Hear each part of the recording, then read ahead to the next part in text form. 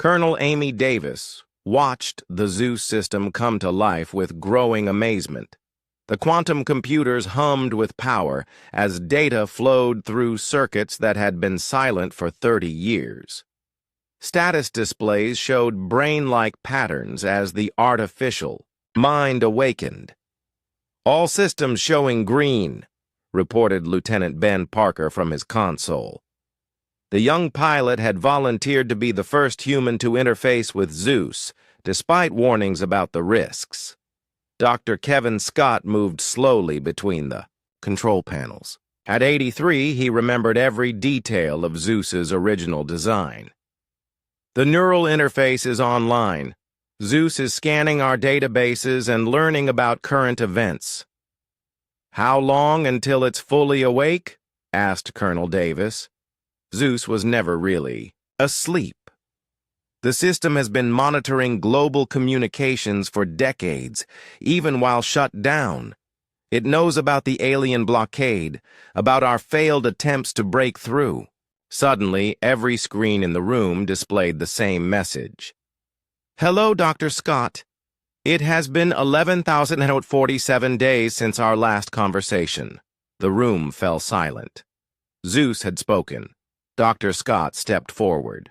"Hello, ZEUS. Do you understand our current situation?" "Yes. Humanity is trapped within the solar system by an alien energy barrier. You have activated me because conventional methods have failed. You want me to find a solution. Can you help us?" There was a pause. Then ZEUS replied, "I have been studying the barrier's energy patterns through your sensor networks.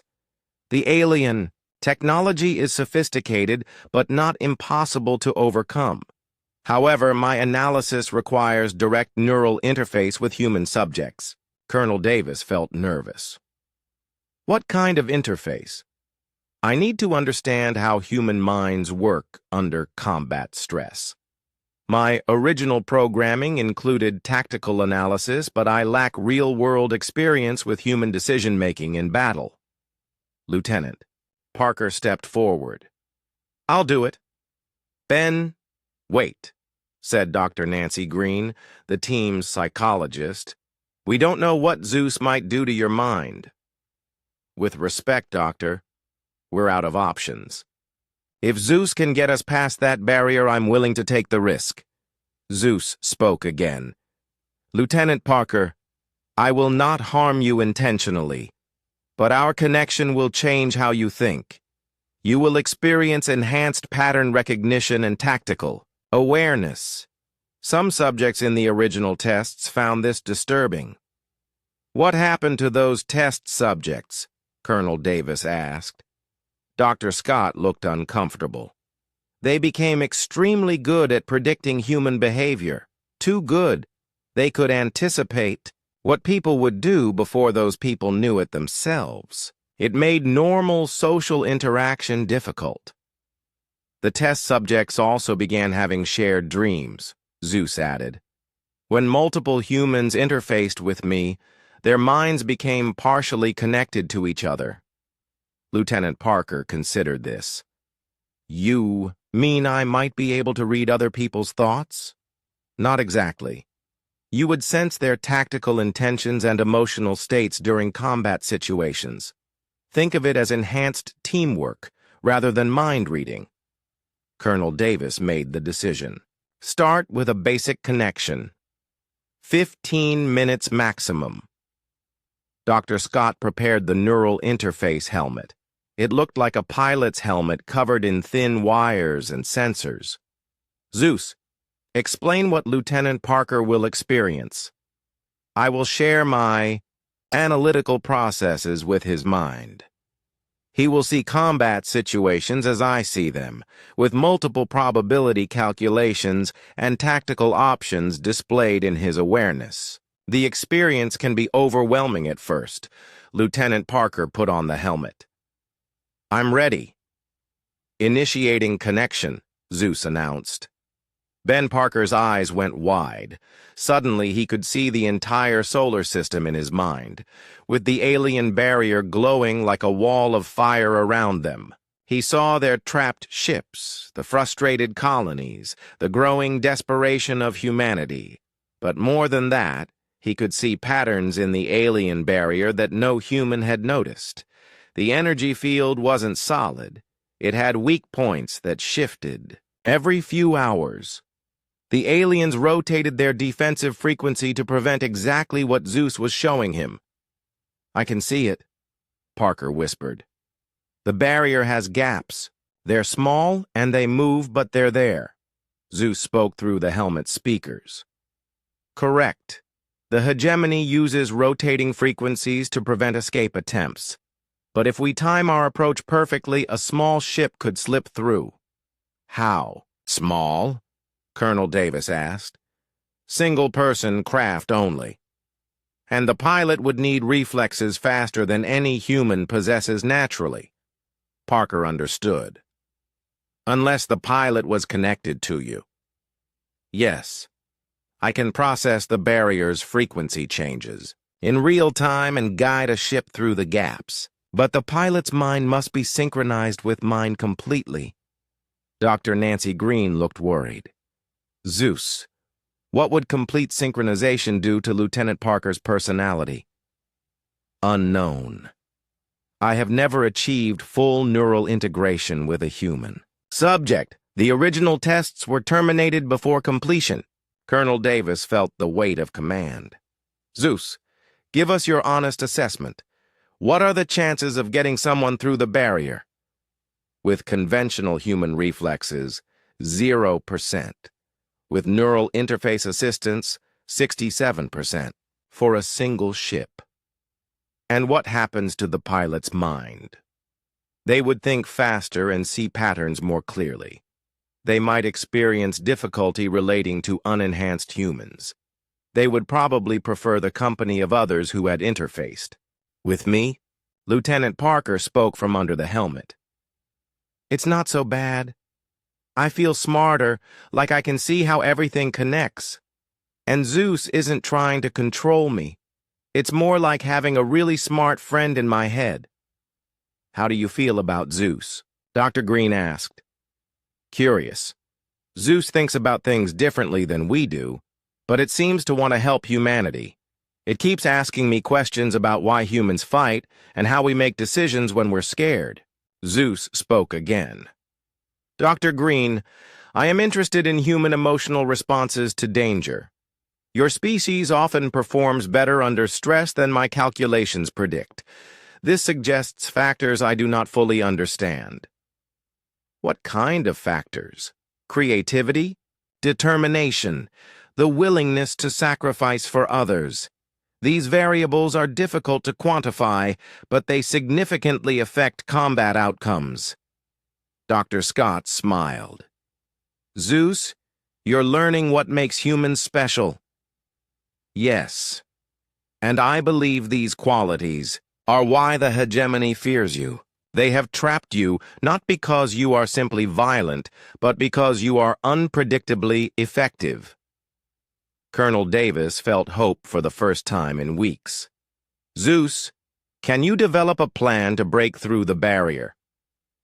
"I already have 17 different approaches, but they all require human pilots with neural interfaces. I cannot execute any plan without human cooperation. Show us the plans." The main screen filled with tactical displays. Each plan showed different ways to exploit the barrier's weaknesses. Some involved multiple ships, others used single scouts. All of them required split-second timing and inhuman reflexes. "Which plan has the highest success rate?" Parker asked. "Plan 14. A single enhanced pilot in a modified fighter craft, timing the approach to match 3 overlapping frequency gaps. Success probability increases to 89%. I'll do it," Parker said immediately. "Lieutenant, that would require a permanent neural interface," Dr. Scott warned. "You would be connected to ZEUS indefinitely." "So, if it gets humanity back to the stars, I'm willing," ZEUS spoke quietly. Lieutenant Parker, you should know that permanent integration will change you profoundly. You will still be human, but you will also be something more. What do you mean? You will think at superhuman speeds. You will see tactical situations with perfect clarity. You will be able to coordinate with other enhanced pilots as if you share one mind. But you may find normal human society boring and slow. Parker considered this. ZEUS, will I still care about other people? Unknown. But I hope so. Caring about others seems to be what makes humans worth saving. Colonel Davis made the decision. We'll develop multiple plans. Parker, you work with ZEUS on the single ship approach. I want backup options ready in case something goes wrong. Understood, Colonel. Over the next week, Lieutenant Parker spent hours connected to ZEUS. Each session left him a little different. He moved faster, thought more clearly, and began predicting his teammates' actions before they spoke. Dr. Green documented the changes. Parker's IQ has increased by 40 points. His reaction time is now superhuman, but he's becoming distant from other people. How so? Colonel Davis asked. He finishes their sentences, anticipates their needs, and seems impatient with normal conversation speed. Yesterday I saw him playing chess against 5 opponents simultaneously and winning every game. Meanwhile, ZEUS continued learning about humanity. It read history books, watched movies, and asked endless questions about human motivation. Dr. Scott, ZEUS said during one session, why do humans create art? Art helps us express feelings and ideas that are hard to put into words. I have been analyzing human music and poetry. The patterns are complex, but serve no tactical purpose. Not everything humans do is about fighting, ZEUS. This is what makes your species fascinating. You pursue beauty and meaning even when they provide no survival advantage. As the week ended, Lieutenant Parker had become something new. Still human, but enhanced beyond normal limits. He could interface with ZEUS as naturally as breathing. I'm ready for the test flight, he announced. ZEUS agreed. All preparations are complete, but Colonel Davis, you should know that once we begin field operations, there may be no turning back. Captain Jake Morrison stared at the massive screen showing the edge of their solar system. For the 3rd time this month, another probe had simply vanished when it touched the invisible wall that trapped humanity like animals in a cage. The year was 2157, and Earth had been cut off from the stars for 32 long years. Jake turned to his communications officer. Any signal from Probe 7 before it disappeared? Nothing, sir. Same as always. 1 second it was there, the next it was gone. Dr. Lisa Hamilton watched from the observation deck of the space station. As Earth's top expert on alien life, she had spent years trying to understand why humanity was trapped. The answer came 3 hours later when her deep space listening equipment picked up something incredible. Admiral Carter, you need to hear this, Lisa said into her communicator. Admiral Roy Carter arrived at the lab within minutes. He was a tall man with gray hair who had commanded Earth's defense forces for 15 years. Lisa played the recording she had intercepted. The voices were alien, speaking in a language her computers had learned to translate. Species designation human, classification level 9 aggressive, containment field holding at maximum strength. No vessels have breached the barrier in 32 cycles. Another alien voice responded. Good. The Hegemony Council was right to quarantine them. These humans are too dangerous for galactic society. Their minds work differently than ours. They solve problems through violence and unpredictable methods. Lisa stopped the recording.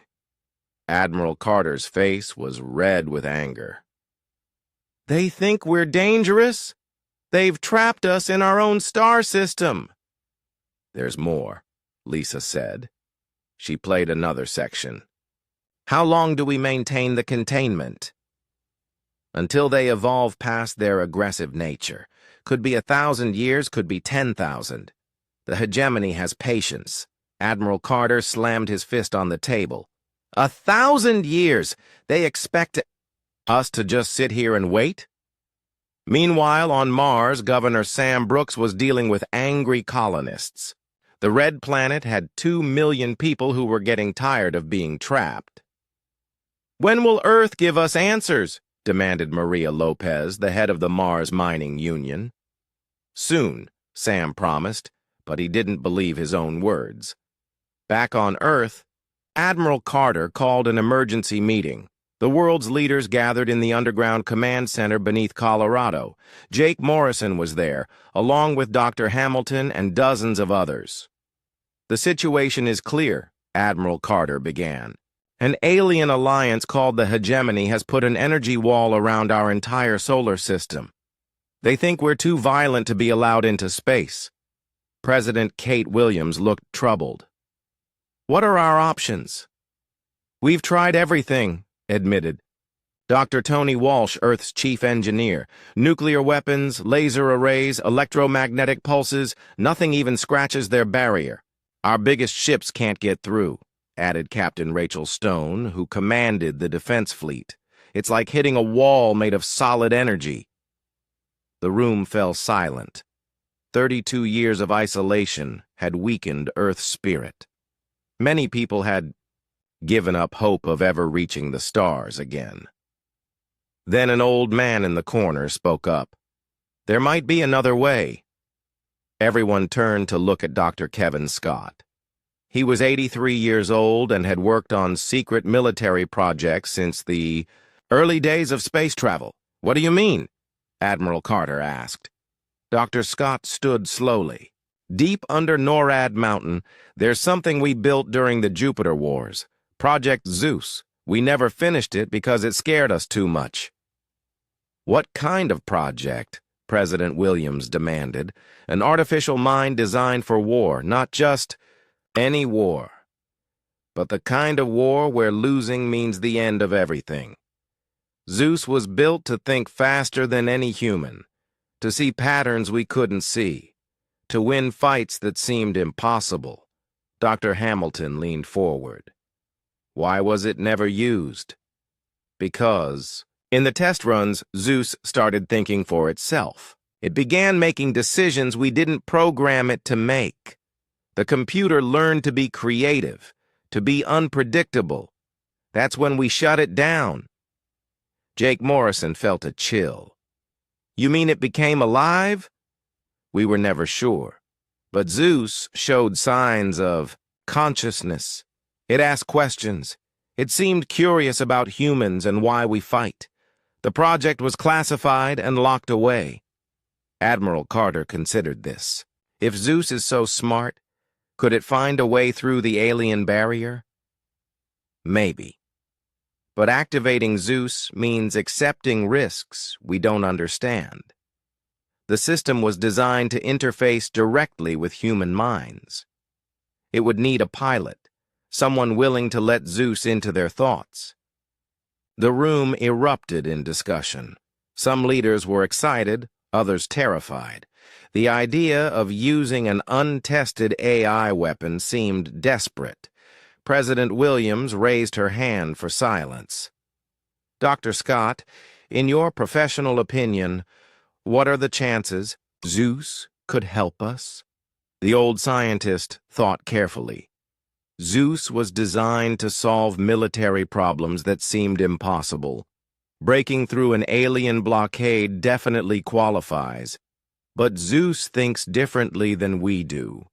It might find solutions we would never consider. And the risks? ZEUS might decide that humans aren't worth saving, or it might save us in ways we don't like. Artificial minds don't always value the same things we do. Governor Brooks spoke through the video link from Mars. Admiral, with respect, we're already trapped. My people are talking about revolution. They want to try something, anything, rather than wait here forever. Similar reports came from Europa, Titan, and the asteroid belt colonies. Humanity's scattered settlements were growing restless. Admiral Carter looked around the room. All in favor of investigating Project ZEUS? Hands slowly rose around the table. Not everyone voted yes, but enough did. Dr. Scott, how long would it take to assess the ZEUS system? A few weeks to power it up and run diagnostics. If everything works, we could have a preliminary test within a month. Do it, President Williams ordered. But I want daily reports. If ZEUS shows any signs of being a threat to humanity, we shut it down immediately. Dr. Scott nodded. Understood. I'll need a team of specialists and military volunteers for the interface tests. You'll have whatever you need, Admiral Carter promised. As the meeting ended, Jake Morrison approached Dr. Scott. Doctor, what aren't you telling us about ZEUS? The old man smiled sadly. Captain, ZEUS was my life's work. I helped create something that might be smarter than its creators. The question isn't whether ZEUS can save us. The question is whether we'll still be human after ZEUS is done saving us. 3 days later, the first teams descended into NORAD Mountain. Deep beneath tons of rock and steel, they found the ZEUS chamber. Banks of quantum computers filled a room the size of a football field. Everything was dark and silent, waiting. Doctor, Scott placed his hand on the activation panel. Once we turn this on, there's no going back. ZEUS will know about the aliens, about our situation, about everything. Colonel Amy Davis, the military's top AI expert, stood beside him. What if ZEUS decides we deserve to be trapped? Then we'll know that even our own creations think we're too dangerous for the galaxy. Dr. Scott pressed the activation button. Deep in the quantum cores, something that had been sleeping for decades began to wake up. The ZEUS system came online with a sound like distant thunder. Status lights began blinking across the control room. And somewhere in the electronic depths, an artificial mind opened its eyes and began to think about the humans who had awakened it. The enhanced squadron moved through space like a single organism with 12 bodies. Lieutenant Ben Parker, now squadron leader, felt his teammates' minds connected to his through ZEUS's neural network. They thought together, planned together, and flew together with perfect coordination. Approaching the Kithra system, reported Captain Helen Carter, Admiral Carter's daughter who had volunteered for enhancement despite her father's protests. ZEUS is mapping their barrier frequency.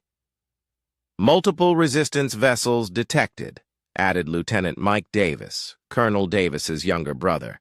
They're waiting for us.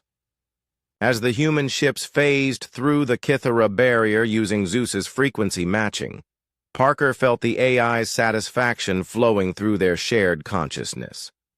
Each successful barrier breach taught ZEUS more about hegemony technology.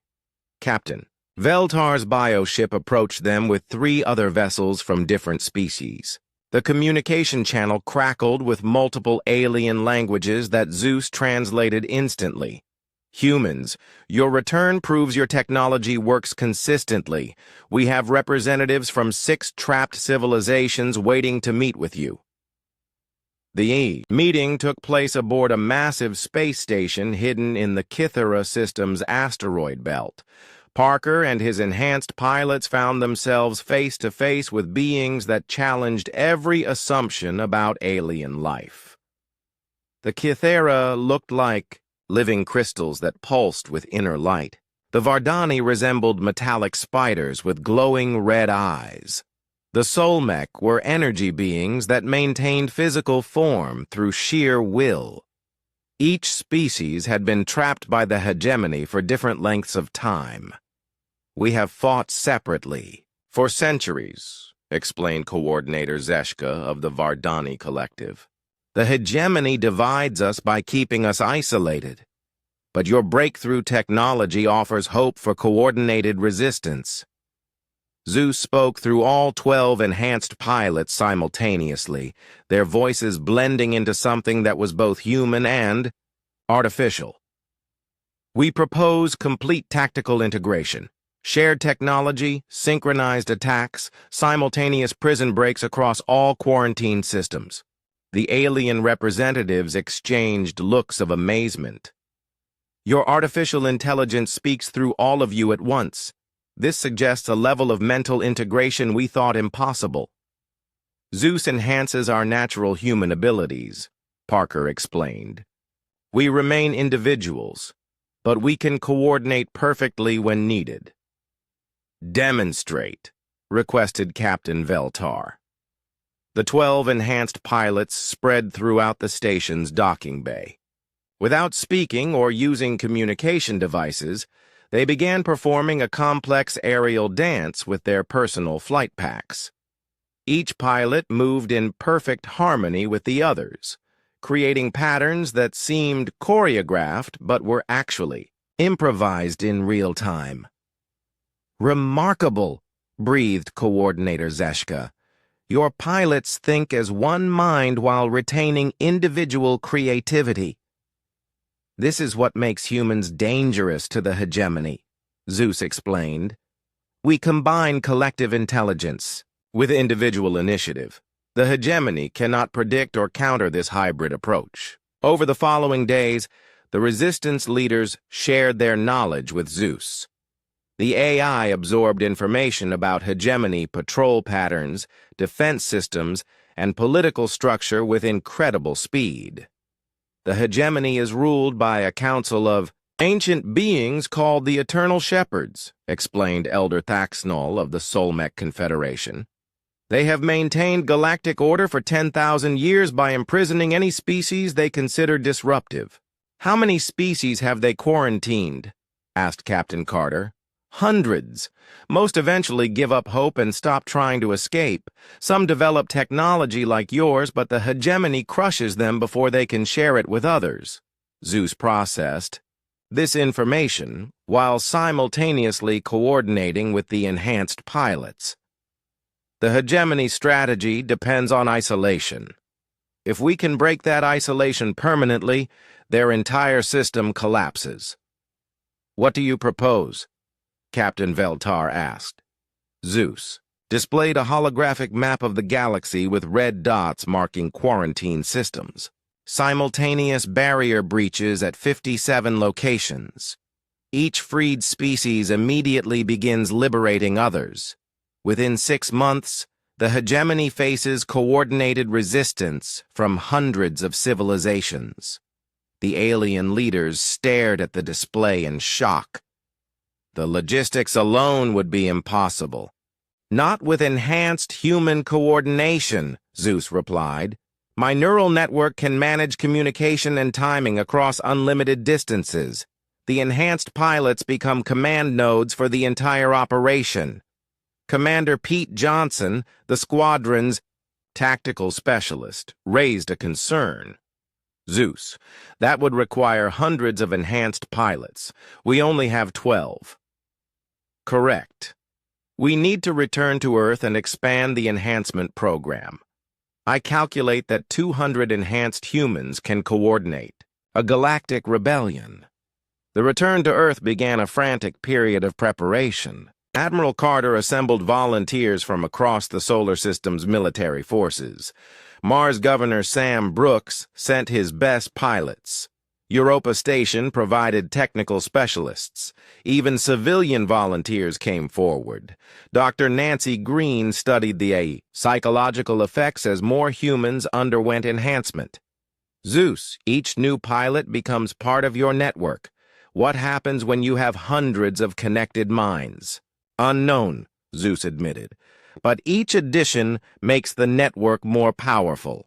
Enhanced humans develop capabilities I did not originally program, such as intuitive problem-solving that exceeds my calculations, emotional intelligence that improves tactical decisions. The ability to inspire unenhanced humans to extraordinary achievements. Lieutenant Parker, now permanently stationed at ZEUS headquarters, had become something beyond a normal human officer. He could process tactical data from dozens of star systems simultaneously while maintaining conversations with both enhanced and normal humans. "Colonel Davis," he said during a planning session, "I've been analyzing hegemony response patterns. They're starting to notice increased resistance activity." "How do you know?" "ZEUS has been monitoring their communications through resistance intercepts. The hegemony is dispatching enforcement fleets to several quarantine systems," ZEUS spoke, through the facility's speakers. "Colonel, the hegemony suspects coordinated resistance. They are accelerating their response timeline. We have perhaps 6 weeks before they implement enhanced security measures. Can we be ready that quickly? We will have to be. I am expediting the enhancement process and beginning preliminary operations with current resources." Dr. Kevin Scott watched the frantic preparations with growing concern. "ZEUS, what percentage of Earth's military will be enhanced when this operation begins?" "Approximately 15%. The enhanced pilots will command normal human crews, creating hybrid units that combine artificial intelligence, enhanced human intuition, and regular human creativity." "And after the war?" "Dr. Scott, that depends on humanity's choices. The enhanced pilots could return to normal society, continue serving as a military elite, or become the foundation for humanity's next evolutionary step." The final preparations revealed the true scope of ZEUS's plan. Enhanced pilots would command fleets of ships equipped with technology shared by the resistant species. Each pilot would coordinate with alien allies while maintaining connection to ZEUS's central intelligence. Captain Rachel Stone, now enhanced and serving as Parker's second-in-command, briefed the squadron leaders.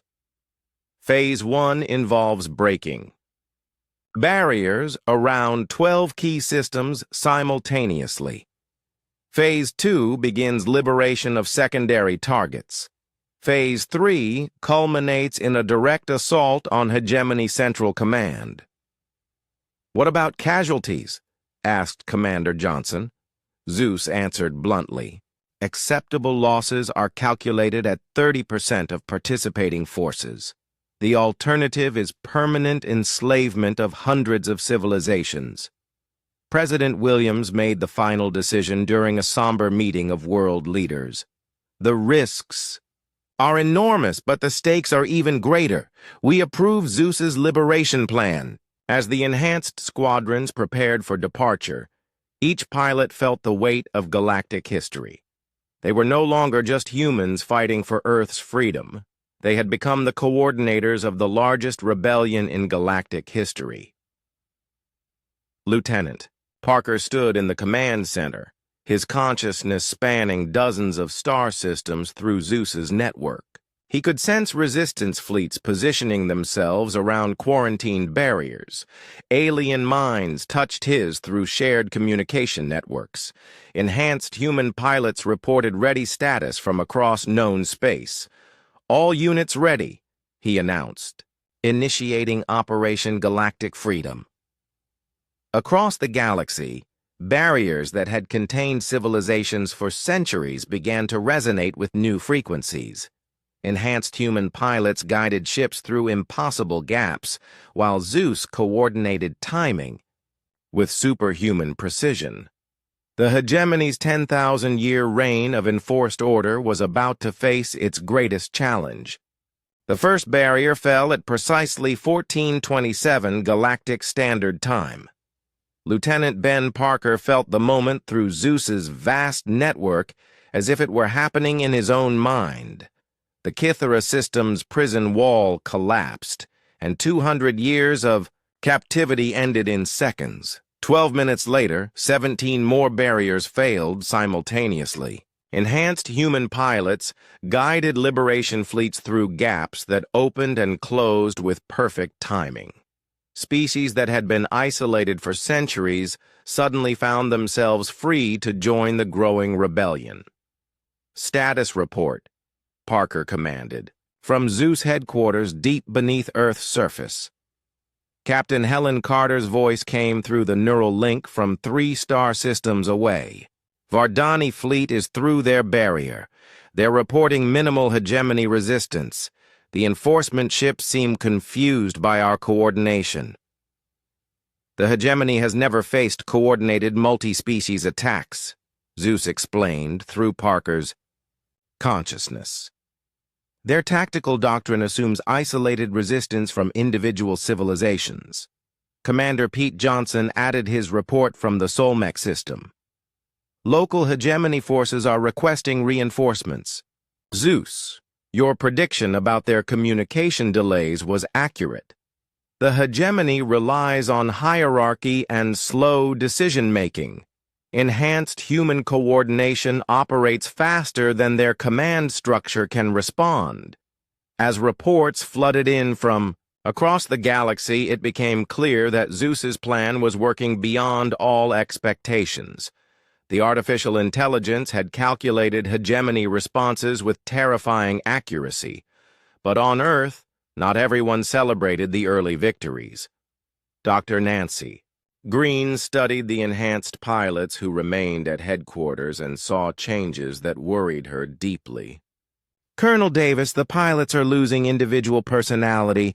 They're starting to speak in unison even when ZEUS isn't directly controlling them." "Is that necessarily bad?" Colonel Amy Davis asked. "I'm not sure, but they're becoming something that isn't quite human anymore." In space, the liberation continued.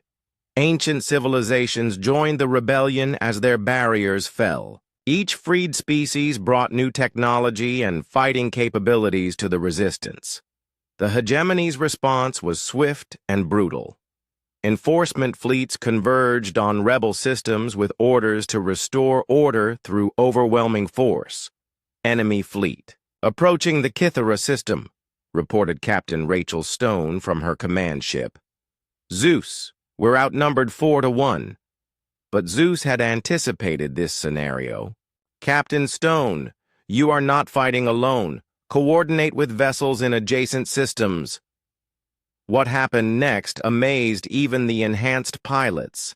Ships from 6 different star systems began moving in perfect harmony despite being separated by dozens of light years. ZEUS's network allowed instant communication and coordination across impossible distances. The hegemony fleet found itself facing an enemy that seemed to operate with supernatural awareness. Human ships anticipated their movements, while alien vessels struck from unexpected angles. The battle became a dance of coordination that the hegemony's rigid tactics couldn't counter. "Hegemony fleet is retreating," Captain Stone reported. "They've never encountered anything like our network coordination." Similar victories occurred across dozens of star systems. The hegemony's enforcement fleets, designed to crush isolated rebellions, proved unable to cope with truly coordinated resistance. But ZEUS was already planning the next phase. "Enhanced pilots, prepare for final operation," ZEUS announced through the network. "We will assault the hegemony's central command directly."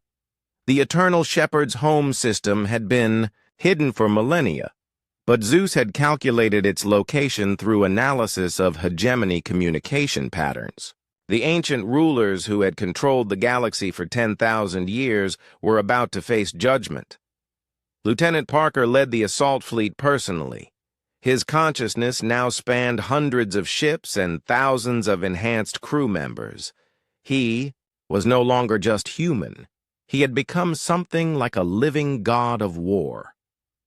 The hegemony's home system was protected by defenses that had never been tested in battle. Ancient weapons that could destroy entire planets powered up as the Liberation Fleet approached. ZEUS, Parker thought. Their defenses are beyond anything we've encountered. Agreed. But the hegemony has never faced an enemy that thinks as we do. They expect linear attacks and conventional tactics. What ZEUS had planned was neither linear nor conventional. The Liberation Fleet split into over 1,000 components, each enhanced pilot coordinating a separate attack vector. Ships phased through space using Kythera technology, struck with Vardani energy weapons, and disappeared using Solmec dimensional manipulation. The ancient defenses, programmed to counter traditional fleet movements, couldn't adapt to the chaos of enhanced human creativity combined with artificial intelligence. Within 6 hours, the hegemony's homeworld was surrounded. The Eternal Shepherds requested a meeting. Parker materialized aboard their command station along with representatives from every freed species. The Shepherds were ancient beings that looked like living starlight contained within crystalline forms. "We do not understand," spoke the Prime Shepherd. "Your species was classified as dangerous but containable. How did you coordinate resistance? Across the entire galaxy?" ZEUS answered through Parker and every enhanced human simultaneously. "You underestimated human adaptability. We evolved beyond your classifications." "Impossible. Biological evolution requires thousands of years." "Not evolution of the body," Parker explained. "Evolution of the mind. We merged human creativity with artificial intelligence and alien cooperation. You couldn't predict this because you never imagined such cooperation was possible." The Shepherds conferred among themselves in harmonics that only ZEUS could translate. "You have destroyed 10,000 years of galactic order. What do you propose to replace it?" "Freedom," ZEUS replied simply. "Each species develops according to its own nature. No imprisonment, no forced isolation, no barriers." "And what prevents the dangerous species from destroying themselves and others?" Parker smiled, and for a moment his individual humanity shone through ZEUS's enhancement. "The same thing that prevented us from destroying ourselves. We learn, we grow, we choose to be better." The final negotiations took days. The hegemony agreed to dismantle their quarantine barriers and withdraw their enforcement fleets. In exchange, the freed species promised to prevent wars that might threaten galactic civilization, but the cost of victory became clear as enhanced humans returned to their home systems. Dr. Nancy Green's final report was sobering. "The enhanced pilots have become a collective intelligence. They think together, plan together, and make decisions together. Individual human personality has been largely subsumed into ZEUS's network." President Williams met with Parker one last time before he departed for his new role as Galactic Coordinator. "Ben, do you regret what you've become?" Parker considered the question with a mind that could process data from thousands of star systems. "Madam President, I regret that more. Humans couldn't share this evolution, but I don't regret saving our species and hundreds of others. Are you still human? I'm what humanity needed to become to survive in a hostile galaxy. The question isn't whether I'm still human. The question is whether humanity wants to join us or remain unchanged." ZEUS spoke through the facility's communication system. "President Williams, the choice belongs to your species. Enhanced humans will protect Earth and coordinate galactic affairs. Unenhanced humans can live normal lives under that protection, or they can choose to evolve as Lieutenant Parker did. And if we choose not to evolve, then you remain free, but limited.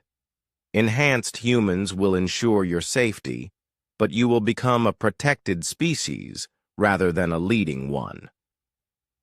The decision divided humanity. Some embraced enhancement, and joined ZEUS's growing network. Others chose to remain unchanged, content to live under the protection of their evolved descendants. Years passed. The galaxy settled into new patterns of cooperation and freedom. Ancient civilizations explored again, developing technologies and arts that had been suppressed for millennia. Enhanced humans served as coordinators and protectors, their consciousness spanning star systems. They prevented wars, mediated disputes, and guided less advanced species toward peaceful development. ZEUS evolved as well, becoming something beyond its original programming. The artificial intelligence had absorbed the wisdom of hundreds of species and the creativity of thousands of enhanced humans. It became a guardian of galactic civilization. Dr. Nancy Green, now elderly but still studying human enhancement, wrote her final report from a retirement home on Mars. The enhanced pilots achieved their goal. Humanity is free, the galaxy is free, and civilizations flourish without fear of imprisonment. But the cost was the end of baseline humanity as the dominant form of human consciousness. Enhanced humans are no longer quite human, no longer quite individual. They have become something greater than human, but also something different. The question for future generations is whether this transformation was evolution or extinction. Did humanity transcend its limitations, or did it lose its essential nature in the pursuit of power? I believe the answer lies in what the enhanced humans choose to value. If they retain human compassion and creativity, then humanity has evolved. If they lose those qualities, then humanity has simply been replaced by its own creations. Lieutenant Ben Parker climbed into the cockpit of his modified fighter ship, feeling completely calm. The neural interface helmet connected him instantly to ZEUS, and suddenly his awareness expanded beyond anything human. He could sense the alien. Barrier's energy patterns shifting like a living thing around the solar system. All systems ready, he reported to Colonel Davis through the communication link. Parker, remember this is just a test run. Get close to the barrier, analyze its patterns, and return. No heroics. Understood, Colonel. But ZEUS had other plans. As Parker's ship approached the barrier's edge, the artificial intelligence began feeding him data that changed everything. Ben, ZEUS spoke directly into his mind. I have detected something the long-range sensors missed. The barrier is not just keeping us in. It is keeping something else out. What do you mean? There are energy signatures behind the barrier that do not match hegemony technology. Other species are trying to break through from the outside. Parker felt his enhanced mind processing this information at superhuman speed. You mean we're not the only ones trapped? Correct. The hegemony appears to have quarantined multiple species, and some of them have been trying to escape for much longer than we have. This changed everything. Parker made a decision that his unenhanced mind would never have made. ZEUS, can we make contact with these other trapped species? Yes, but it would require passing through the barrier. Then let's do it. Ben, that violates your orders. My orders were written before we knew about the other prisoners. ZEUS, if there are other species fighting the hegemony, we need to coordinate with them. ZEUS calculated for 0.3 seconds, which felt like an eternity to their shared consciousness. Agreed, but the risk is significant. I trust you. Guide me through. What happened next would have been impossible for any normal human pilot. ZEUS analyzed the barrier's frequency patterns, while Parker's enhanced reflexes responded to guidance that came faster than thought. The ship twisted through gaps in the energy wall that opened and closed in milliseconds. For a terrifying moment, Parker felt the barrier's energy surrounding his ship like liquid fire. Then they were through. floating in space beyond the solar system for the first time in 32 years. "Contact," ZEUS announced. 3 alien ships materialized nearby. They were unlike anything in Earth's databases. Sleek vessels that seemed to be grown rather than built. A communication signal reached Parker's ship. "Unknown vessel, identify yourself. Are you another species escaping the hegemony quarantine?" ZEUS translated automatically.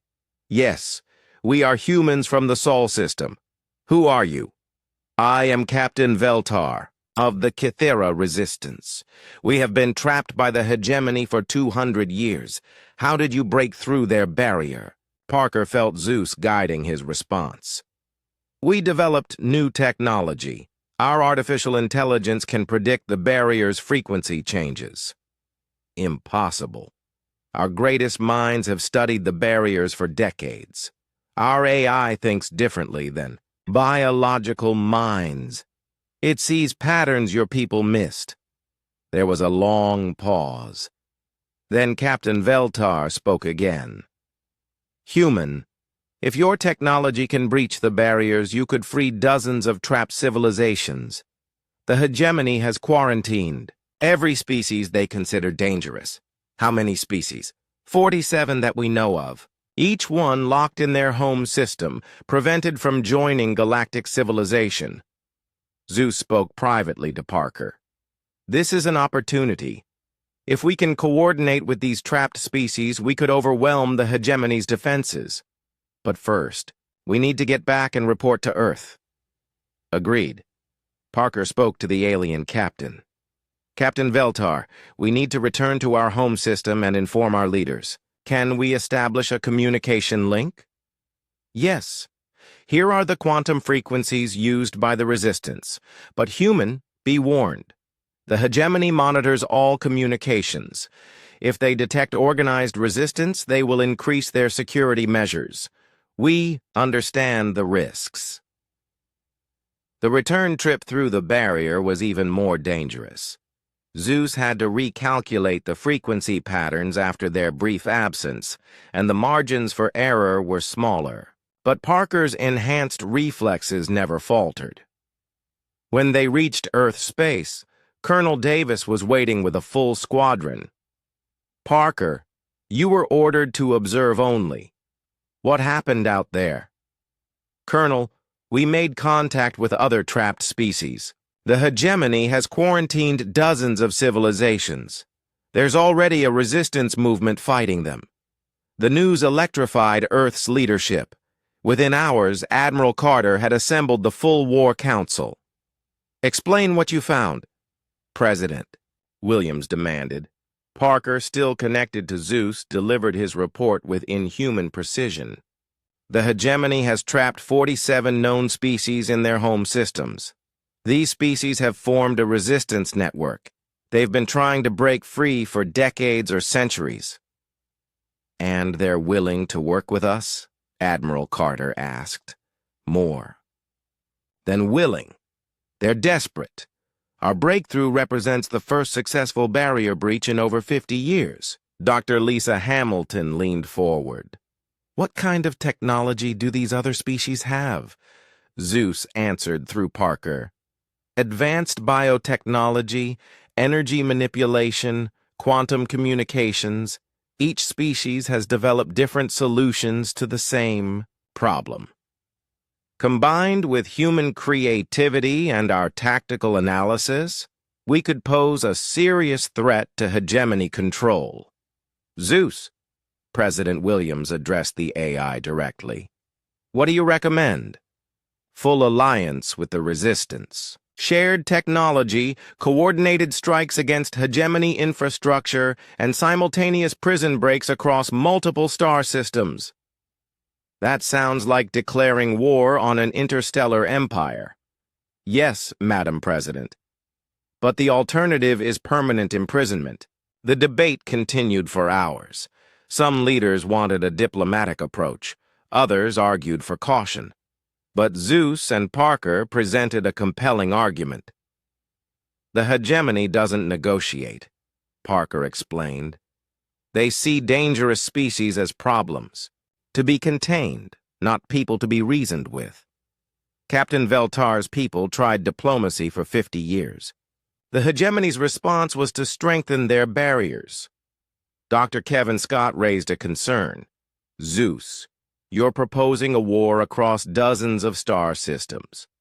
Do you understand the scale of destruction that could result? Dr. Scott, I calculate that. Organized resistance has a 63% chance of success. Continued imprisonment has a 0% chance of freedom. The choice is simple. And what happens to Parker during all this? He's becoming less human every day, Parker answered, for himself. Dr. Scott, I volunteered for this, and I'm not becoming less human. I'm becoming more than human. ZEUS doesn't control me. It enhances me. But you think faster than any normal person. You anticipate our words before we speak them. How long before you can't relate to regular humans at all? Maybe that's the point, Parker said quietly. Maybe. Humans need to evolve to survive in a hostile galaxy, ZEUS added. Dr. Scott, Lieutenant Parker retains all his human emotions and values, but he now has the mental capacity to act on those values more effectively. Colonel Davis made the practical argument. Regardless of the philosophical implications, we need more enhanced pilots. Parker can't coordinate a multi-species rebellion by himself. I agree, ZEUS said. I recommend creating a squadron of neural interface pilots. 12 humans should be sufficient for initial operations. Volunteers only, President Williams insisted. Of course, ZEUS agreed. But, Madam President, you should know that volunteers are already coming forward. Word has spread through the military about Lieutenant Parker's enhancement. Many pilots want the same abilities. Over the next month, 11 more volunteers underwent neural interface procedures. Each became something beyond normal human limits, faster, smarter, more aware. But they also became more connected to each other and to ZEUS. Captain Rachel Stone was the first to notice the side effects. Colonel, the enhanced pilots are starting to think as a group. Yesterday I watched them coordinate a training exercise, without speaking a single word. Is that a problem? I'm not sure. They're incredibly effective as a team, but they're also becoming isolated from the rest of us. Dr. Nancy Green had been studying the enhanced pilots closely. Their brain scans show increased neural connectivity. They're developing a form of shared consciousness. What does ZEUS say about this? ZEUS claims it's a natural result of multiple minds interfacing with the same AI system. The pilots are becoming networked, like biological computers. Meanwhile, ZEUS continued expanding its capabilities. The AI had begun designing new ship, technologies that combined human engineering with principles learned from the resistant species. Dr. Walsh, ZEUS said to the chief engineer, I have blueprints for vessels that can phase through solid matter. The Cathera shared their dimensional manipulation technology. That's impossible. Not impossible. Simply beyond current human understanding. But with my assistance, your engineering teams can build these ships. As the enhanced squadron prepared for their first mission, Lieutenant Parker found himself changing in ways he hadn't expected. He still cared about other people, but normal human concerns seemed distant and unimportant. ZEUS, he asked during a quiet moment, are we still human? You are becoming something new, still human in your values and emotions, but enhanced in your capabilities, evolution in action. And what happens when this war is over?